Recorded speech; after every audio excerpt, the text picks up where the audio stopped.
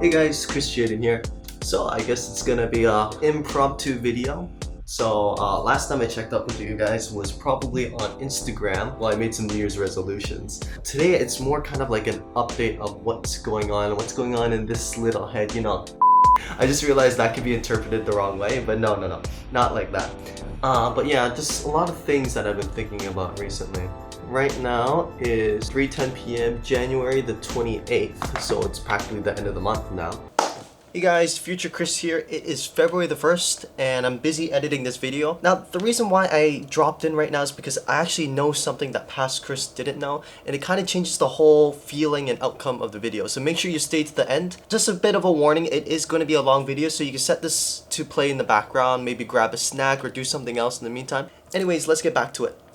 And yeah, I'm having breakfast. And I'm kind of on a tight schedule right now. That's why I need to eat right now. Even though I'm recording a video, I just really want to make sure I get to talk to you guys before I make up my mind and my decision on a bunch of things that are going up on here. I have some scrambled eggs and beef rice. This is called the Wat Dam Yong Yok Fan. This is not scrambled egg. This is like egg drop soup.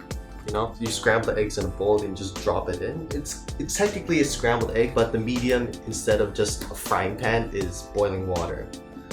Did not expect this. First bite for today.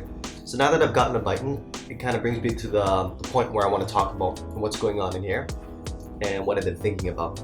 It's not really negative, not necessarily positive, but it's more like I need to figure out what I want to do for the rest of my existence, and if I want to stay in Hong Kong for that matter. If you know about the lunar calendar, the 28th is part of like the whole Chinese New Year, Lunar New Year holiday season. It's been a lot more quiet than I wanted it to be. A lot of my friends and my relatives, they actually went on vacation or went to visit some other relatives in other countries. I've literally just been like watching Netflix. Outside of just not being able to see my relatives and my friends, yeah, that I couldn't control that. There's also the main concern being that I have to wear these guys every single day. Surgical masks. So this has been my getup for the past few days, I guess the past week now. I've been wearing these non-prescription glasses, pretty huge, covers my face in case someone accidentally or purposely coughs or sneezes my direction, as well as a facial surgical mask to protect my respiratory tract through the mouth. Yeah, this is what I've been mostly dressed up like. If you don't know what's going on, besides the political environment here in Hong Kong, I'm not going to go into detail now. You know, giving opinions about politics is kind of polarizing. But besides the politics, Hong Kong has been in close proximity to the new coronavirus that's going around, and people are saying that it's SARS too, which would make sense. SARS was in the coronavirus family, so coronavirus is a family of viruses, just like how bacteriophages are also a family of viruses specific to bacteria. But that's not my point. Apparently it's more potent than ever. But then again, because we were prepared from last time's outbreak, people are more aware. But then, I mean, you see it all over the news, whether it's the BBC, all these news outlets, they're pretty much saying that there is concern whether or not things have been handled correctly and whether or not statistics of the coronavirus are verifiable to a certain extent. And that's really scary. I probably would have gone like hiking or outdoors, but the fact that there's this coronavirus going around and scaring me whether or not I might come down with something that is life-threatening has, you know, like kept me in my room for this past week. Of course though, I have to leave at times so I can get food, which I got at Cafe de Coral. So this is where I've been eating for the past week or so. Now, I mostly order takeout here because one of the things that you notice inside the restaurant is half the people here aren't even wearing masks. I always call it Cafe de Corral, even though it's not spelled corral. You know, like a cowboy and like corralling horses and stuff like that. I don't know why I call it Cafe de Corral, but it's Cafe de Coral. And in Cantonese, that's Dai Ga Lo or something, everyone's happiness. That is downstairs, like right inside my building, so I don't have to go very far. There are some local restaurants in the area that I would love to try. You know, like there's some Vietnamese places, some Thai places, some Korean places.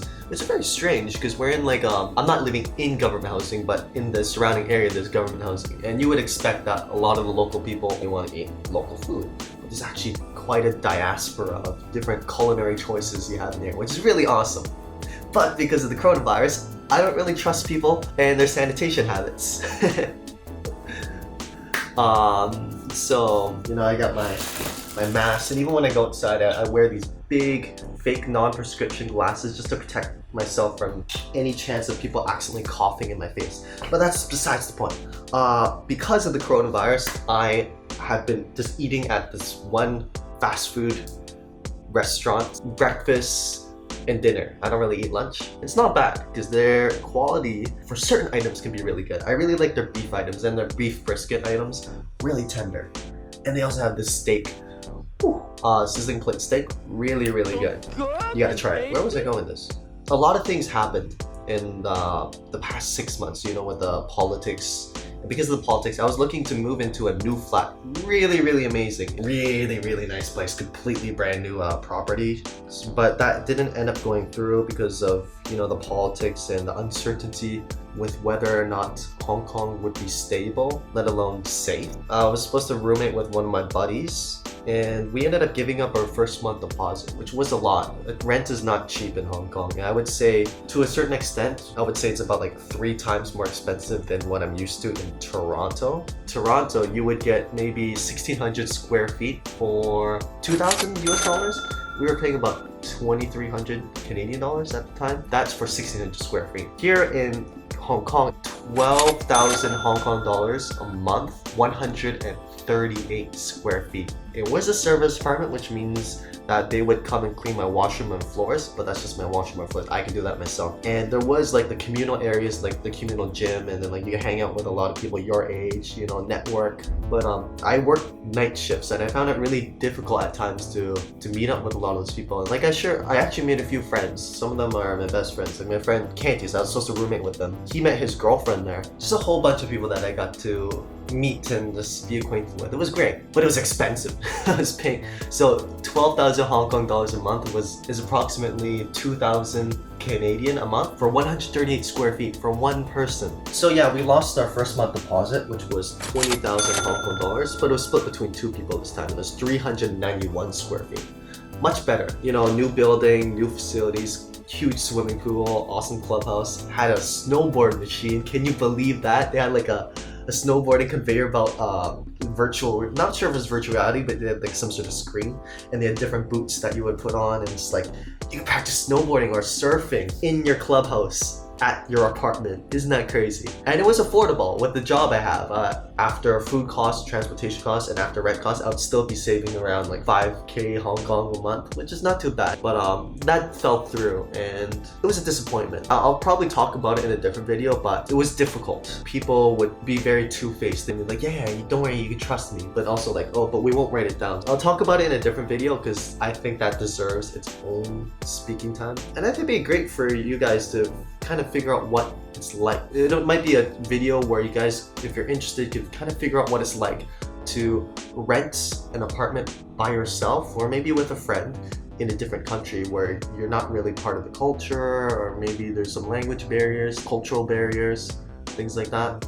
But okay, in a way, it's not the worst thing that happened to me. Sure, I lost 1 month's deposit. There might be a way I can get it back if we go through the Consumers Council, because that agent, she was very inept, and she actually admitted to stealing a contract from a different company. Like she actually admitted to it, and it was still riddled with spelling errors. I understand that English is not the only main language in Hong Kong, but if the contract says inconsistencies or whatever, English shall have the final say, but the English itself is wrong, then I'm just like, what are we supposed to do? But it wasn't the end of the world. We lost the deposit, first month deposit, half our monthly rent. Not too bad. Then because of the politics situation, and then the politics situation also continued, and now we have the virus and the plague outbreak situation. The tourism just dropped. In response to all these things, I decided that it would be better to look for more temporary stay, and I moved out of that service apartment a while ago. 12K a month is just way too much. So a lot of hotels are offering discounts and long-term packages. So for the past month, I've been staying here at this hotel. I save a lot of money, and I'm more flexible with whether or not I can leave or want to leave Hong Kong. It's kind of weird though, because staying in a hotel or a long term, I don't know, there's kind of like a stigma against it. Like you're living in between life, you're in limbo. Not really, compared to my service apartment where I was staying at for 138 square feet. This is great. It's practically the same service and I get all the same utilities, just not the communal part. But then again, I wasn't really using the communal time. I already paid for next month's rent with the hotel package. It wasn't much, it was okay again. All the same stuff, and I'm getting 180 square feet. I have a safe, I have a very convenient access to restaurants as well, and compared to what I was staying at before, this is actually an upgrade. So it's pretty awesome, and it's cheaper. I could leave early, but then I also have to tell work with 2 weeks notice, cycle notice. So if I do it in the middle of the week, I might have to give them 3 weeks notice. A lot of us friends, we came here, like there was like 6 or 7 of us, maybe 8 of us that came to Hong Kong together to do something new. We're all CBCs or CRCs, Canadian raised Chinese. Yeah, stay in Hong Kong or do I leave? I mean, this past week has been pretty restrictive itself. You know, I've been having to wear these masks, wear these glasses a lot. I'm eating at the same restaurant over and over again. I'm using a lot of hand sanitizer, washing my hands with soap constantly. These past days I've been finding it hard to be productive. I mean, I do my weekly editing for a Lightroom with for Instagram. I came to Hong Kong to enjoy it, experience something new, but I also feel restricted at the same time. Now, I'm not saying I might go back to Toronto, and I was thinking about maybe Vancouver. People always complain, oh, Vancouver prices are pretty expensive too, but I mean, like, compared to Hong Kong, you would definitely get a bigger apartment, studio, or even house in Vancouver for a similar price in Hong Kong. So I haven't been entirely unproductive. If you've been following my Instagram stories, you know that I've been still working out, keeping, well, they say keeping fit here, but I've been staying fit mostly. Now, I haven't always had the time to actually come out here. This is actually some government housing nearby, and it's pretty convenient. I usually do street workouts, so calisthenics, or in Hong Kong they call it gaito ginsan. Yeah, I've been doing a lot of street workout when I have time and when the weather is permitting. And I'm not trying to like be pretentious with the fact that you know, I'm like the most fit person in the world, but for me it's progress. So when I'm not here at the government housing, sometimes I just pull out the push-up bars in my room and I just do a bunch of push-ups. And like my New Year's resolution, I said I'd be doing 50 push-ups every single day. Yeah, be keeping busy. Sorry, truck. But I've been keeping myself busy, working out, and you know, doing some of my Instagram stuff. I'm not sure if you guys find it interesting. Let me know what you guys think. But I've been making some of these photos animated, and I think it's really awesome because yes, it kind of just separates itself from the original photo in the fact that it's edited, but it's a way, a form of expressing myself more creatively, and I think that's really awesome. Yeah, I'm trying to get a lot more YouTube videos out. I've been down in the dumps recently, not necessarily emotionally or psychologically, but you know, like the whole political situation and the plague situation. So yeah, I'm just gonna finish up my workout before I head out to see my relatives. Catch you guys in a bit.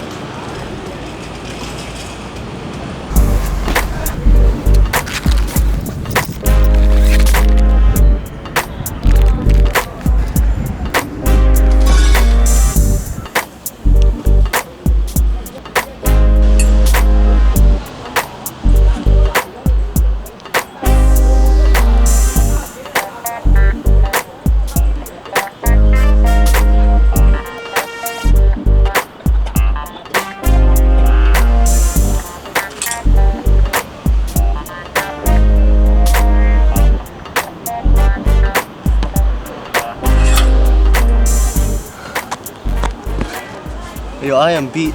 I actually forgot to pack some water. Before we finish off with today's video, I think you guys want to know whether or not I plan on staying in Hong Kong or whether I plan to leave. Even myself, I really don't know the answer to this question because, you know, the politics, the coronavirus. I think livelihood is definitely gonna take a hit. I'm just hoping that after Chinese New Year, it's gonna die down.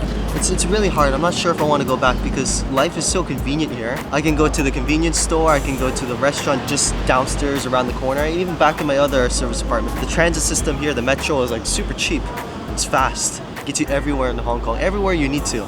whereas in Toronto it's like really inconvenient. There's also rent. Rent is expensive in Hong Kong, definitely. But also, I recently switched to part-time at my teaching job, my English teaching job. Teaching isn't really my passion per se, but it pays the bills. And switching to part-time recently made it really, really awesome for me because I pretty much work only half the hours. So it's really awesome. I only really work 3 or 4 hours a day, and I make the same amount as I would full-time. And I don't know, do I give that up? Do I take the money, or do I take health and safety risk? I don't know. There's still a huge part of me that feels like I haven't really explored Hong Kong that much, and I want to do more. Just these days I've been feeling more and more restricted, and I kind of don't know what to do. Politics aside, I'm waiting for the coronavirus to die down and reset and go back to normal. You know, get back to that homeostasis. The mitochondria is the powerhouse of the cell. But anyways, I am going to head back, get some water, take a shower, and then head off to see my relatives. I'll see you guys in the next video.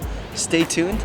We're gonna talk some more next time. We're gonna talk about some cultural things. So yeah, stay tuned for the next video. See you guys. Peace.